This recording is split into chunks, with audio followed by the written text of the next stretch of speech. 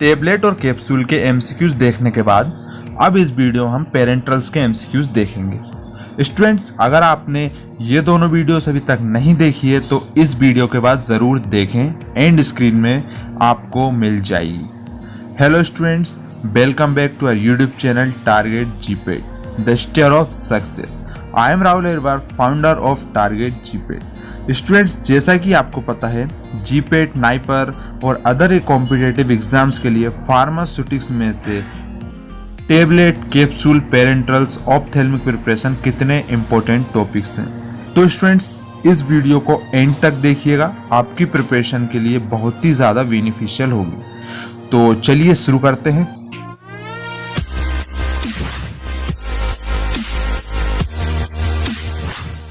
सबसे पहले क्वेश्चन देखें पेरेंट्रल्स में, that the tolerance for particulate matter in excess of 100 microns in diameter in large volume intravenous solution is.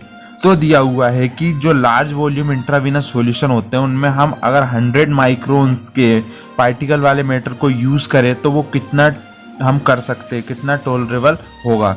Options हमारे पास दिए हुए हैं यहाँ पर 0%, 2%, 5% या 8%। तो करेक्ट आंसर अगर देखें तो वो दिया हुआ हमारा 0%, ठीक है ना। 100 माइक्रोन्स के डायमीटर के लार्ज के पार्टिकल्स हम लार्ज वॉल्यूम इंट्रावेनस सॉल्यूशन में बिल्कुल यूज नहीं कर सकते, ठीक है ना, इसलिए इसको 0% करेक्ट आंसर होगा। नेक्स्ट देख लेते हैं question number 62, that in relation to blood plasma large volume intravenous injection should be. अगर हम ब्लड प्लाज्मा के रिलेशन में बात करें तो जो लार्ज वॉल्यूम इंट्रावीनस इंजेक्शन वो हमारे होने चाहिए, आइसोटोनिक होने चाहिए, पेराटोनिक होने चाहिए, हाइपोटोनिक या हाइपरटोनिक, किस तरह के होने चाहिए। तो करेक्ट आंसर है कि रिलेशन की, अगर ब्लड प्लाज्मा रिलेशन की बात करें तो हमारा इंट्रावीनस जो इंजेक्शन होते हैं वो आइसोटोनिक होने चाहिए, ठीक है ना। जितनी टोनिसिटी ब्लड की है उतनी ही उन सॉल्यूशंस की होनी चाहिए। क्वेश्चन देख लेते हैं, दिया हुआ लेमिनार एयर फ्लो सिस्टम में be used as means to control airborne particle in an aseptic environment through. तो जो लेमिनार एयर फ्लो सिस्टम होता है वो हम यूज़ करते हैं कंट्रोल करने के लिए एयरबोर्न पार्टिकल्स के लिए एसेप्टिक एनवायरनमेंट में। तो वो किस तरह से करते हैं कंट्रोल, जो हमारा लेमिनार एयर फ्लो होता है। ऑप्शंस दिया हुआ है, तो ऑप्शंस इसमें ज़्यादा बड़े दिए हुए हैं, हम करेक्ट आंसर देख लेते हैं डायरेक्ट। तो जो इसका करेक्ट आंसर है वो है C, okay. Unidirectional non turbulent air flow होता है इसका एट अ कांस्टेंट स्पीड के साथ using high efficiency particulate air filters. तो इसमें जो होते हैं कि ऐसे एयर फिल्टर्स लगे होते हैं जिनमें जो कि यूनी डायरेक्शनल एक ही तरफ के लिए जो होती है हमारे एयर का फ्लो होता है, और वो भी कांस्टेंट स्पीड में। इस तरह से हम लेमिनार एयर फ्लो में जो है कि जो एयरबोर्न पार्टिकल्स होते हैं उनको कंट्रोल करते हैं, ठीक है। नेक्स्ट अगर देखें question number 65, that is intramuscular depot injection should have the following rheological characteristic. तो जो इंट्रामस्कुलर होते हैं हमारे डिपोट इंजेक्शन, तो उनमें कौन सी रियोलॉजिकल कैरेक्टरिस्टिक प्रॉपर्टी होनी चाहिए। ऑप्शंस हमारे पास दिए हुए हैं, डायलेटेंट बिहेवियर होना चाहिए, थिक्सोट्रोपिक बिहेवियर होना चाहिए, रियोपेक्टिक बिहेवियर होना चाहिए, या फिर शियर थिकनिंग बिहेवियर होना चाहिए। करेक्ट आंसर इसके लिए देख रहे हैं तो जो इंट्रामस्कुलर डिपोट इंजेक्शन होते हैं इनमें हमारे में thixotropic behaviour, okay, thixotropic rheological characteristic property होनी चाहिए, ठीक है। अगला देख लेते हैं question number 66, that is class 10,000 area is refer to. जो हमारा क्लास 10,000 एरिया वो क्या रेफर करता है। ऑप्शन दिया हुआ buffer area, clean area, septic area, all of the above. तो करेक्ट आंसर है इसका, जो क्लास 10,000 एरिया है वो हमारा रेफर करता है बफर एरिया, ओके। अगला क्वेश्चन देख लेते हैं question number 66, that is which one of the following operation is performed aseptic area. तो असेप्टिक एरिया होते हैं वो क्या, किस लिए यूज करते हैं, क्या ऑपरेशन परफॉर्म करते हैं। ऑप्शन हमारे पास दिए, compounding of product, process filtration, aseptic growing in personnel, या फिर असेप्टिक फिलिंग। करेक्ट आंसर देखें इनके लिए तो करेक्ट आंसर है हमारा एसेप्टिक फिलिंग, ठीक है। अगला देख लेते हैं, which one of the following is reconstituting vehicle for. तो इनमें से कौन सा रिकॉन्स्टिट्यूटिंग व्हीकल है। ऑप्शन दिए water for injection, next sterile water for injection, bacteriostatic water for injection, portable water तो करेक्ट आंसर अगर देखें तो इसके लिए हमारा होता है C. Okay, bacteriostatic water for injection okay is the reconstituting vehicle. अगला देख लेते हैं question number 69 that local anaesthetic agent are common excipient in the formulation of. तो जो लोकल एनेस्थेटिक एजेंट होते हैं कॉमन एक्सिपिएंट, वो फॉर्मुलेशन किस में होते हैं? ऑप्शन दिए हुए आईवी इंजेक्शन में, आईएम इंजेक्शन में, आईसी इंजेक्शन या फिर आईडी इंजेक्शन में। करेक्ट आंसर है तो वो जनरली हमारे फॉर्म होते हैं local anaesthetic agent commonly excipient in the formulation of IM injection okay intramuscular injection. अगला क्वेश्चन देख लेते हैं। दिया हुआ the Reynolds number widely used to classify flow behaviour of fluid is the ratio of which of the following. तो Reynolds number जो हम widely use होता है फ्लो किस लिए? क्लासिफाई करने के लिए फ्लो बिहेवियर ऑफ फ्लूइड्स का। तो जो रेशियो किस किस का होता है? ऑप्शंस हमारे पास दिए हुए हैं inertial force to viscous force, viscous force to inertial force, gravitational force to viscous force और viscous force to gravitational force. तो करेक्ट आंसर की अगर बात करें तो करेक्ट आंसर जो है जो रेशियो होता है हमारे रेनॉल्ड्स नंबर का वो होता है viscous force to inertial force okay. Next देख लेते हैं question number 71 that is water which is free from pyrogen is given below X step. Water जो पायरोजन फ्री होते हैं नीचे दिए गए हैं एक को छोड़कर। तो ऐसा कौन सा वाटर है जो कि पायरोजन फ्री नहीं होता है?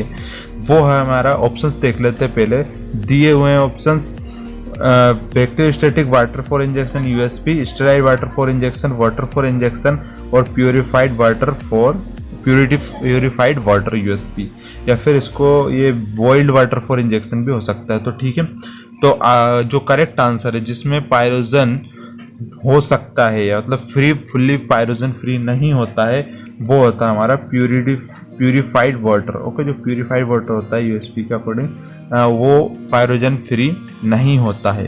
देख लेते हैं अगला question number 72 water soluble antioxidant में also referred as.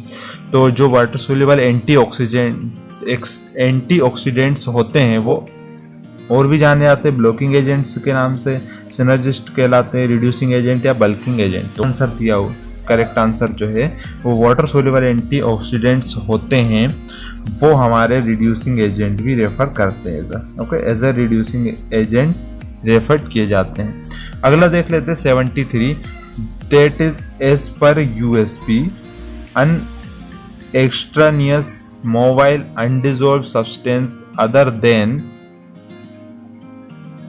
gas bubble unintentionally present in parental solution is known as। तो यूएसपी के अकॉर्डिंग कोई extraneous mobile undissolved substance other than gas bubble unintentionally अगर हमारे पेरेंटल्स में आ जाए तो वो कहलाता है हमारा पायरोजन, पार्टिकुलेट मैटर, लीकर या एंडोटॉक्सिन। तो करेक्ट आंसर है वो से हम बोलते हैं पार्टिकुलेट मैटर ओके। ऐसा मैटर जो कि अनइंटेंशनली हमारे पेरेंट्रल्स में आ जाए, मतलब जिसको जानबूझ के न मिलाए बाई चांस गलती से। अगला दिया हुआ question number 74 list of co-solvents used in parenteral solution are given below except. तो नीचे कुछ दिए हुए हैं को-सॉल्वेंट जो कि पेरेंट्रल में यूज किए जाते हैं एक को छोड़कर। कौन सा है? ऑप्शन देख लेते हैं। Ethyl alcohol, glycerine,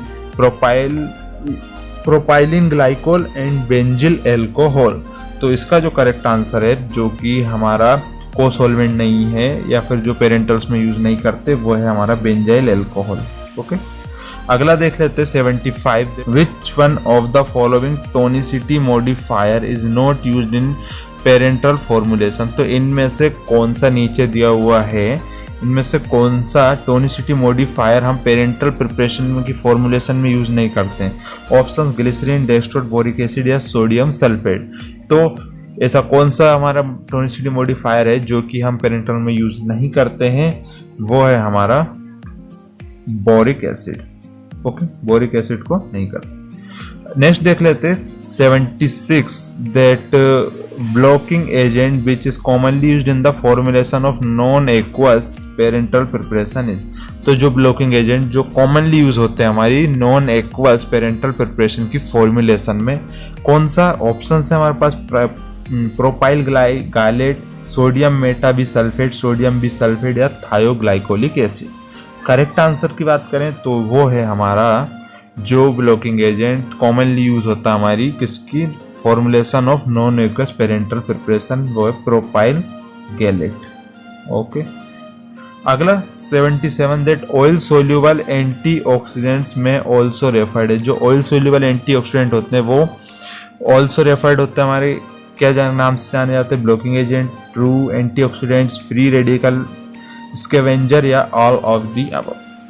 correct answer अगर 77 के लिए देखें तो ये हमारे ऑयल सोल्यूबल जो एंटीऑक्सीडेंट होते हैं ये ऑल्सो रेफर्ड होते हैं blocking agent, true antioxidant, free radical, scavenger, means all of the above is correct answer. ठीक है, नेक्स्ट दिया हुआ है cryoprotectant used in freeze dried parenterals. तो जो क्रायो प्रोटेक्टेंट यूज किया जाता है किसमें, फ्रीज ड्राइड पेरेंट्रल्स में, कौन सा है, ट्रेहलोज, मेनिटोल, ग्लाइसिन, सोर्बिटोल।